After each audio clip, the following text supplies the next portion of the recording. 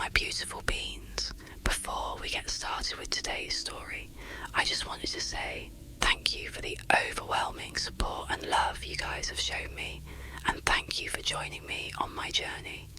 Also, I want to thank today's video sponsor, Tubby Energy. Today's video is brought to you by Tubby Energy, the ultimate energy drink designed for gamers, creators, and anyone who needs a boost without the crash. Unlike those other energy drinks loaded with sugar and junk, Tubby is packed with clean ingredients to fuel your focus, energy, and performance all day long. Whether you're grinding through a gaming session or just need that extra push to get through your day, Tubby's got you covered. And the best part, it's jitter-free. No weird crashes, just clean, sustained energy. Check out the link in the description below and use my code WETT at checkout to save 20% off your order. Yes, that's right, not 10, but a whopping 20% off. Power up with Tubby Energy and stay on top of your game. A huge thank you to Tubby for sponsoring this video. Alright, let's dive into today's video. Right off the bat, let me inform you that I am a content creator. I won't reveal my identity for obvious reasons, but I will say that I focus on true crime stories. My channel isn't the biggest, but it's definitely not the smallest. My most recent videos have been reaching over 1 million views on a regular basis, which feels utterly crazy to me. I'm incredibly grateful for all the love and attention, especially because I really enjoy what I do, but I'm also incredibly nervous about all of it. Admittedly, for someone who's always researching and talking about scary stuff, I get scared easily. I'm the type of person who jumps at the smallest sound, and when I get creeped out, I start looking over my shoulder and watching every shadow in the dark. Maybe it wasn't the brightest idea for someone like me to start a job where I look at things that scare the shit of me on a daily basis, but this is just the way that I've always been. And recently, I've come to the conclusion that I have good reason to be this way. It started about a year ago, when I hadn't quite reached 1 million views yet. I got this really concerning comment. This is the internet, so obviously there are going to be hundreds, if not thousands, of absolutely absurd comments from people ranging from trolls to spam bots to just plain immaturity. And as someone who focuses on true crime, the nature of these comments can be even worse than usual.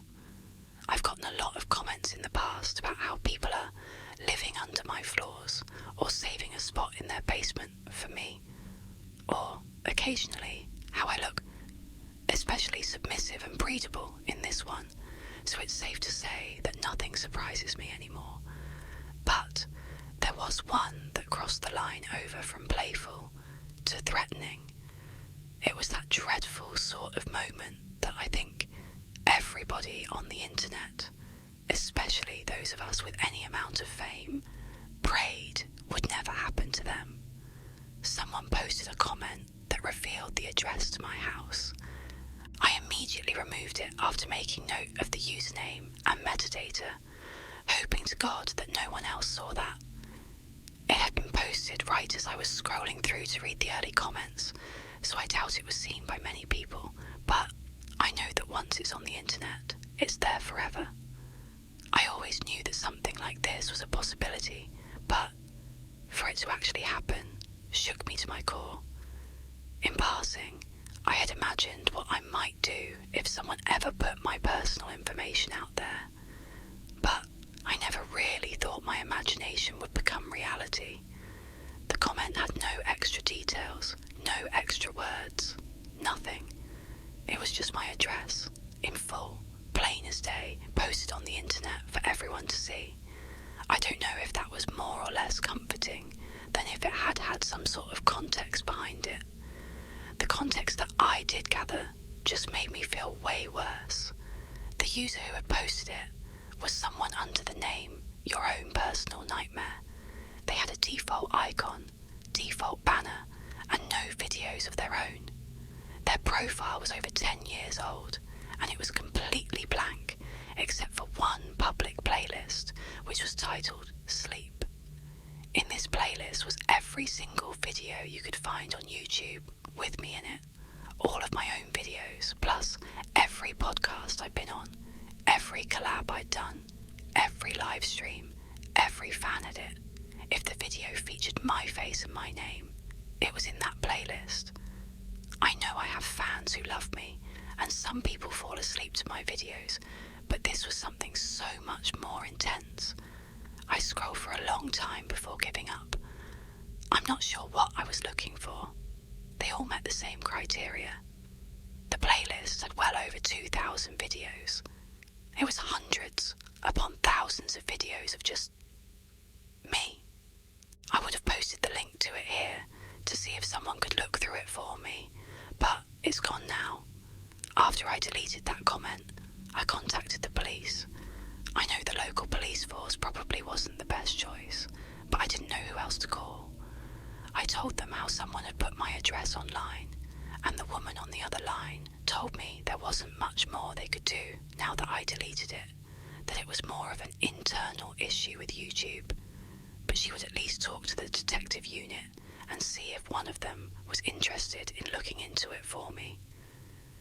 By the time a detective had gotten back to me, a few days later, the whole channel was gone. I mean, completely gone. After getting the detective up to speed, I went to share the link to this person's profile with him and found that the link now went to an error page I had never seen before that just said, "This user does not exist." I even tried looking it up on the Wayback Machine, especially since their profile was well over a decade old, and it came up with nothing. When I told the detective this, he said they probably got banned and bet that I wasn't the only one whose address they were sharing around. This made perfect sense to me, but something still just felt off about the whole thing. He told me that if it makes me feel any better, he would look into it and try to find more information, but he couldn't make any promises. Typical. He gave me his extension and told me to call him in case anything happens.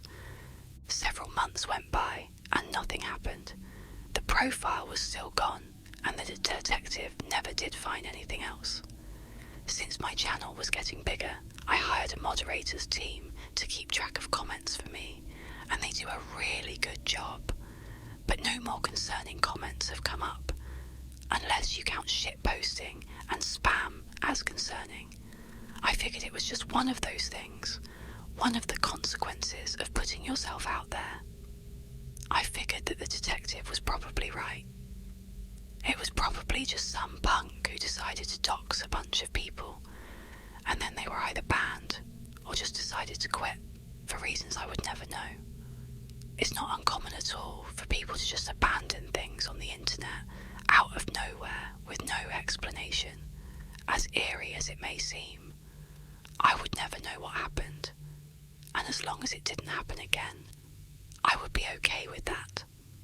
The whole thing would just fade into obscurity, and I would start to settle back into my life, finally putting it behind me, finally feeling safe and secure in my own home once more.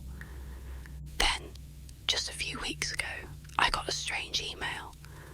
After publishing a video that I had worked very long and hard on, I spent the following day looking over emails sent to my business inbox. By this point in time, I was getting dozens of emails a day from all sorts of companies asking if I would be interested in advertising their product or service in exchange for their sponsorship. Fielding these emails is an all-day affair, so I block out one day a week to go through all of them, and by the time I'm done, I can see nothing but huge blocks of text every time I close my eyes. It's an incredibly monotonous task, wading through mountains of mail that are all pretty much the same. On that day, I was looking through that week's inbox and clicked on one email that looked just about the same as all the others. Subject line: "Can I count on your support?" Dear my name, I'm writing you concerning a sponsorship opportunity with Yosemite Parks Network. We are excited to announce our knee. Please tell me you remember me. I'm not going to talk about my wife's name. I'm going to keep her out of it, I promise. Tell me you remember me. You need new camera. I've been watching, so I know that. That was it. The email was sent from someone with the name Catherine, no last name, and the email address was Catherine, censored for privacy. A domain which, at the time of writing this, doesn't go anywhere if I type it into my browser. I tried to reply back, basically just to tell them to fuck off, and that this email is only for serious business inquiries, but it bounced back. I'm assuming the email address itself isn't real either. I didn't know what to make of this. I wanted to brush it off, chalk it up to some troll trying to mess with me. I know that there's a way to send emails from spoofed addresses, and it wouldn't be the first time I've received some weird, creepy message from a fan, even in my business inbox. That said, this one in particular just really got under my skin. I rarely mention my wife's name in my videos, though I know I've said it a few times, and it's a pretty common name, so I could explain that away.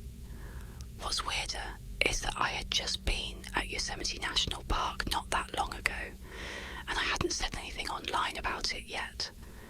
On top of that, the camera that I was using to film died in the middle of recording the night before I got the email. The more I thought about it, the more conflicted I felt. I could come up with a dozen ways in which all of this could just be coincidence. And on the flip side, I began thinking of all the ways someone might have found their way into my phone or computer. Anxiety is something I've always had trouble with since I was young. After struggling with it for a long while, I figured out that it's easy to spiral when you're in your head about something, especially when you spend all day filling your head with scary stories. Eventually, you have to come to accept that there isn't a clear answer to every question, and sometimes it's better for you to just leave a thought be. So, the longer I sat there, contemplating this email, the more I felt compelled to just forget about it. At the time, it never came to my mind that could be related to the violative comment I had gotten a year ago. I had no reason to connect those two events, until now. Last night, I was in my studio working on a video. My wife had gone to bed, and I was sitting in the other room recording. I snore pretty loud, and my wife is a light sleeper. She has a stressful job she has to leave for very early in the mornings. I prefer to spend time together during the day after she gets out, and then I work at night while she gets her rest, and I don't go to bed until she leaves. I sat in the room alone as I worked on some research for another video. I had my headphones on as I was listening over an audio file. About halfway through, I started hearing this whining noise, and I realised that it wasn't coming from the audio file. I paused what I was listening to, moved one of the headphone speakers off my ear, and I sat and listened closely. I could still hear the noise just faintly. This high-pitched whining sound, sort of fading in and out, muffled as if it was coming from behind one of the walls. My anxiety started creeping the longer I sat there, unable to attribute it to anything I was familiar with. Everything felt like slow motion, and I knew as the tension continued to build within me, I would have to cut it eventually. Nervously, I pulled my headphones down and I called out, "Hello." Immediately, the noise stopped. I heard a shuffling sound coming from down the hallway, growing louder and louder, rapidly approaching my door, before stopping and scratching the wood. It was my dog. You can imagine my sigh of relief. I opened the door just slightly, and he shimmied his way inside the room. I stepped out and took a quick peek down the hall, just to be sure, and I didn't see anything out of the ordinary. I figured the whining must have been coming from the dog sitting outside of the bedroom door, which my wife had closed before turning in for the night. But then, from behind me, I heard my dog suddenly start growling. When I turned around, He was staring at the wall where I have my computer set up, and he was growling viciously. I stood frozen in fear for a moment, and then he started barking and howling. Just outside of my recording studio, I heard the frantic rustling of leaves and what sounded like someone running through the grass, which quickly quieted until I couldn't hear it anymore. After a beat, my dog stopped barking, turned around to face me, and looked up at me with his happy, shining eyes, wagging his tail like everything was perfectly normal. I checked the security cameras on my house, but I only have one facing the front door and one facing the back door, and neither of them caught anything of interest. At this point, I was honestly scared shitless, and it was the middle of the night, so I decided to crawl into bed and scroll on my phone till the morning. There was no way I was going to sleep. I heard every little noise around me like the world was on full volume, but thankfully there was no more whining and no more rustling. I stared at my phone until my eyes blistered, and I kept checking the security cameras over and over. When the sun finally came up and I could hear the hustle and bustle of daily life coming from the neighbourhood, I decided I felt safe enough to step out and walk around to see if there was any evidence of what I had heard last night. I hoped, however fruitlessly, that I had just imagined the whole thing. I took my dog with me for extra measure. He needed to go out for his morning walk anyways. I walked around the perimeter of my house, and sure enough, the bushes just outside of my recording studio were a mess. There were scattered leaves all over the ground, and the flower bed had been stomped on. My dog ran up to the bush and started sniffing around like crazy. Then he lifted his leg and watered the smushed flowers. I stood there with him while he did his business, and I found myself just staring at the scene in front of me. Someone had been right outside of my house. Were they watching me? Waiting for me? Why? As I continued to stare down the brick wall before me, the sun shone right on it, with a passing glint of sunlight hitting just the right spot. I noticed something just barely visible, hiding beneath the bush line. This was where everything all came together. Written in yellow chalk against white